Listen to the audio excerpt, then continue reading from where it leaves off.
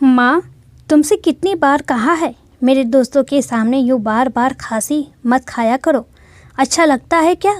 कोई घर में आए और तुम हर समय खांसती रहो।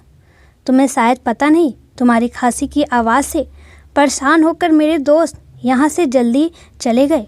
और एक दोस्त तो यह भी कह रहा था कि उस दिन भी तुम्हारी माँ बहुत खांस रही थी। अब तक उनकी खांसी गई नहीं क्या? कहीं उन्हें कोई गंभीर रोग तो नहीं? हमें यहाँ आना बंद करना पड़ेगा। और हितेश, तेरे परिवार का ध्यान रख, वरना कहीं इनकी वजह से तेरे परिवार को कुछ रोग ना हो जाए। माँ, आप अपने कमरे से ज़्यादा बाहर मत निकला कीजिए।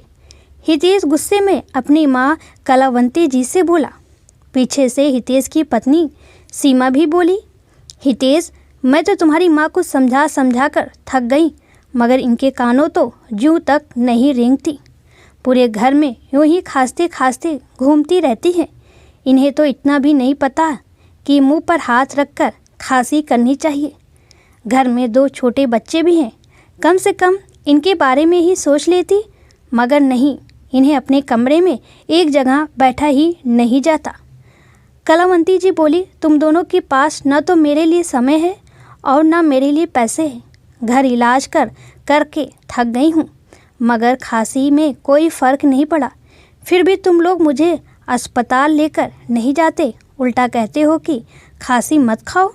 भला खांसी कोई जानबूझकर रखाता है क्या? कितनी बार कहा मुझे डॉक्टर को दिखाओ, मगर तुम दोनों को अब इस बुढ़िया की फिक्र कहाँ है? सीमा हाथ जोड़कर बोली, माँ, आप अपने कमरे से बाहर मत निकला कीजिए, बस इतनी मेहरबानी कीजिए। हाँ, नहीं है हमारे पास आपके लिए पैसे। मेरे भी 2 बच्चे हैं, उनकी जिम्मेदारियां पूरी करें या आपके पीछे पैसे लुटाएं? आपको तो बस बैठे बैठे मुफ्त की रोटी तोड़नी आती है, काम की न काज की, दुश्मन अनाज की। कलावंती जी बोली, बहू, अब तक तो सारे घर का काम तुम मुझसे ही करवाती आई हो। तुमने तो सिर्फ बच्चे बड़े करने में अपनी उम्र बिताई है, मगर मैंने इस मकान को घर बनाने में अपनी उम्र बिताई है। घर का एक एक कोना सजाया है मैंने। घर की साफ सफाई से लेकर रसोई भी संभालते आई हूँ मैं, मगर आज जब इतने दिनों से यह बुढ़िया खांसी जा रही है तो किसी को रत्ती भर फिक्र नहीं है मेरी। हितेश बोला, माँ, सीमा बिल्कुल सही कह रही है। अब आपकी तो उम्र हो चली है, मगर मेरे बच्चों के सामने तो उनका पूरा भविष्य पड़ा है। आपके तो अब भगवान उठा भी ले तो कोई बात नहीं। कलावंती जी बोली, वाह बेटा, अच्छा सिला दिया है तूने मेरी ममता का। अच्छा हुआ तेरे बाबूजी मुझसे पहले ही इस दुनिया से चले गए, वरना अगर आज वह यह सुनते तो जीते जी मर जाते।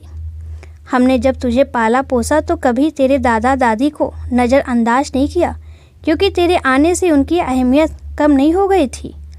माना इंसान पर अपने बड़ों और अपने छोटों दोनों का भार होता है, मगर इसका अर्थ कदापि यह तो नहीं कि वह बुढ़ों को मरने के लिए छोड़ दे। मगर आज तूने यह सब कहकर यह साबित कर दिया कि तुझे और बहू को मेरी बिल्कुल परवाह नहीं है। कलावंती जी अपने कमरे में जाकर रो पड़ी। भला कोई बेटा अपनी माँ को ऐसे कड़वे शब्द कैसे बोल सकता है? अभी 4 दिन पहले की तो बात है, जब कलावंती जी अचानक सीमा के कमरे में पहुंच गई थी। तब अचानक कलावंती जी को देख सीमा के हाथों से हड़बड़ाहट में सोने की चैन का डिब्बा गिर गया, जिस पर लिखा था, हैप्पी बर्थडे सीमा, यह गिफ्ट तुम्हारे प्यारे पति की तरफ से।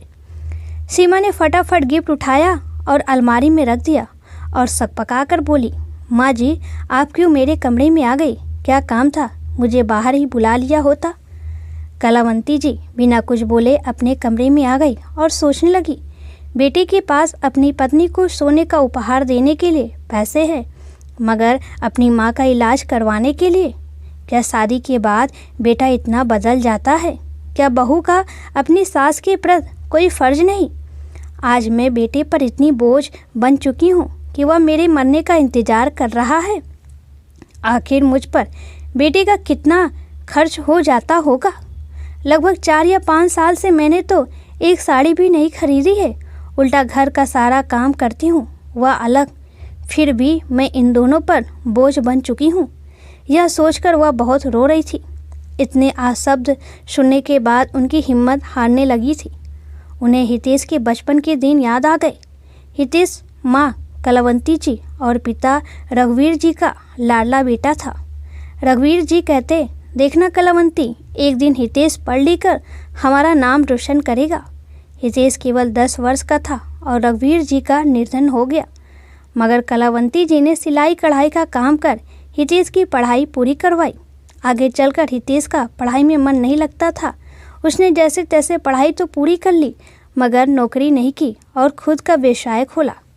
कलावंती जी ने हितेश की शादी करवा दी। शुरुआती दिनों में तो सब सही चल रहा था, मगर धीरे धीरे बहू सीमा ने अपने असली रंग दिखाने शुरू कर दिए। 2 बच्चों के जन्म के बाद उसने घर के काम करना तो दूर, काम छूना तक छोड़ दिया। घर के सारे काम की जिम्मेदारी उसने कलावंती जी के कंधों पर डाल दी। कलावंती जी के कुछ भी कहने पर सीमा बात का बतंगड़ बना देती और हितेश के कान भर देती।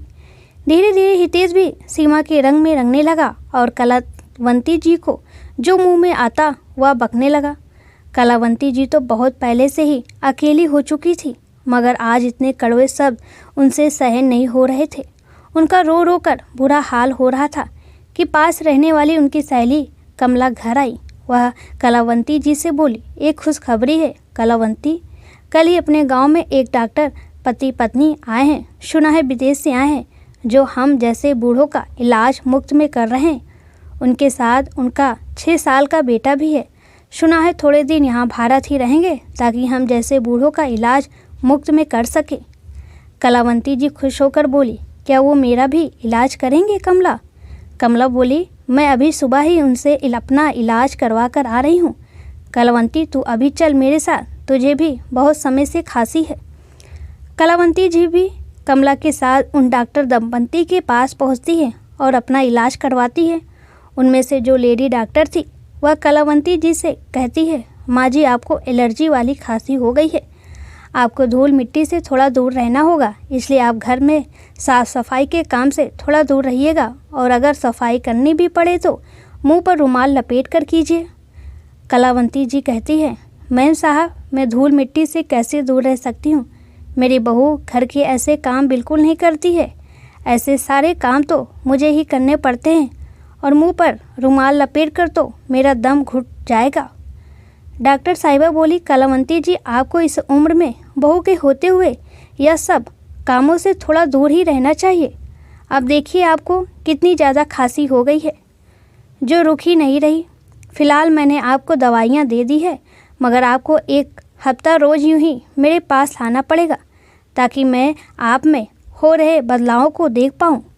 आप शायद जानती नहीं, 1 महीने से ऊपर की खांसी जानलेवा भी हो सकती है।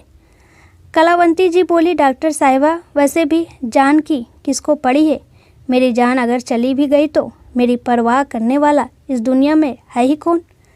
खास कर बुरा हाल हो गया था इसलिए आ गई इलाज करवाने, वरना अपने आप से लगाव तो कब का ख़त्म हो चुका है।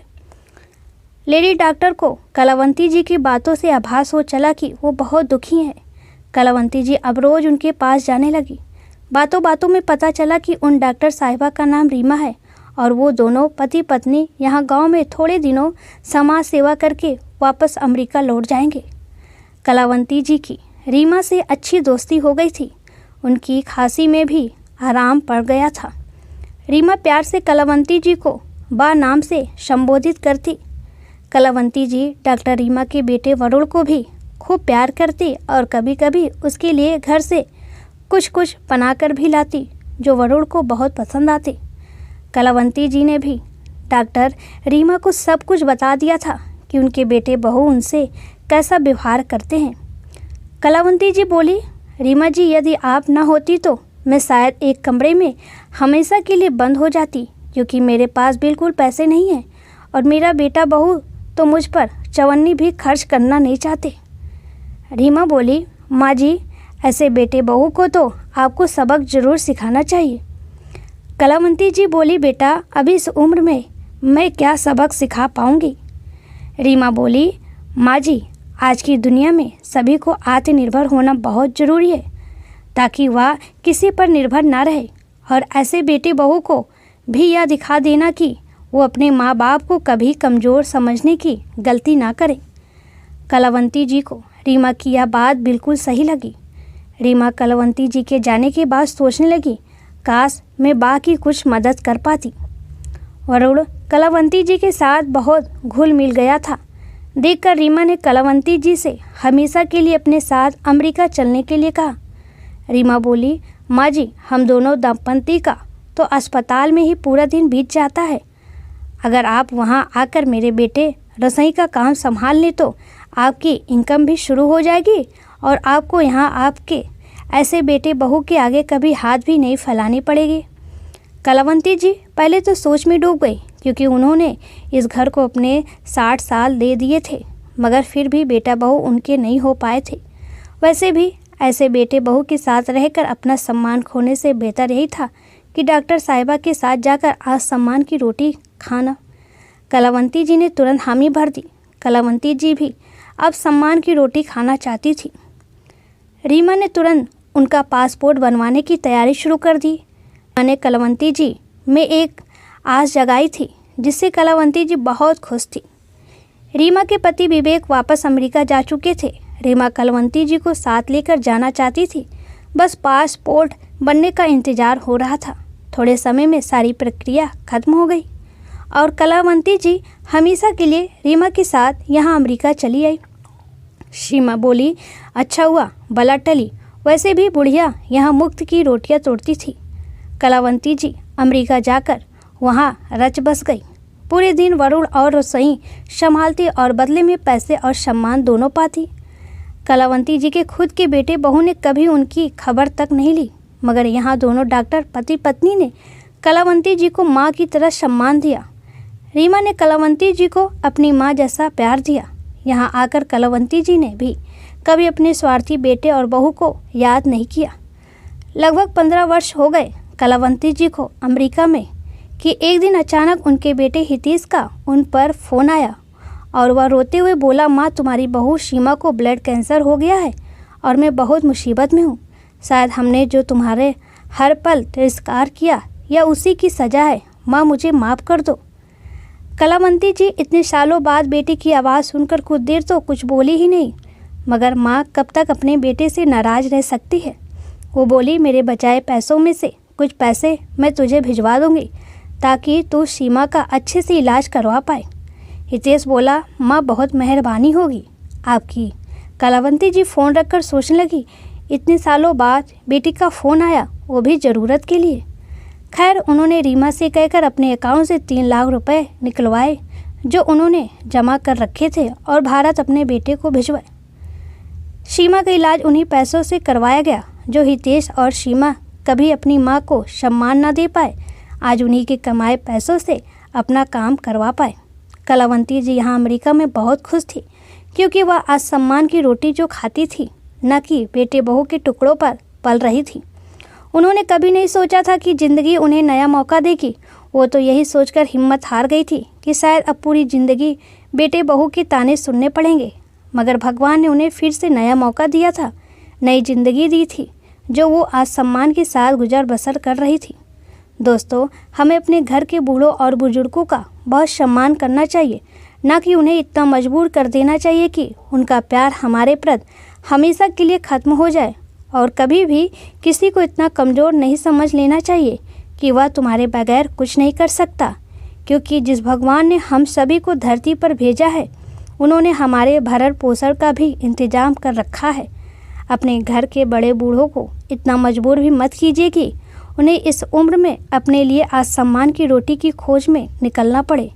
इस कहानी के प्रति आपकी क्या राय है, प्लीज़ कमेंट में ज़रूर बताएं।